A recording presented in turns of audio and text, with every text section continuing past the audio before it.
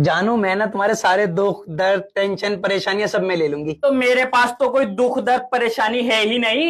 मैं शादी के बाद की बात कर रही हूँ।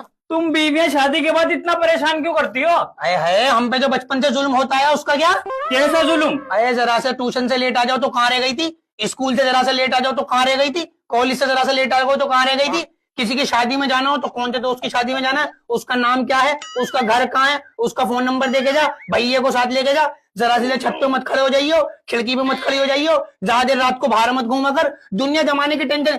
बड़े गले का सूट मत पहन, छोटे गले का सूट मत पहन, आधी आस्तीन का मत पहन, फुल आस्तीन का मत पहन, ये मत कर वो मत कर, यहाँ मत जा वहां मत जा, दुनिया जमाने की टेंशन दे रखी है। अब बताओ हम लड़के क्या करें? फिर कमरे में जाकर रोती है ऊपर वाले हमारी शादी करा दे, ये सारे चुन चुन के बदला अपने पतियों से लेंगे। तो तुम ये सारी ट्रेनिंग घर से लेकर आती हो? हराम को ट्रेनिंग नहीं है, ये जुल्म है। और बता रही हूँ शादी के बाद जल्दी आइयो घर पे, अभी से ही बता रही हूँ सुअर।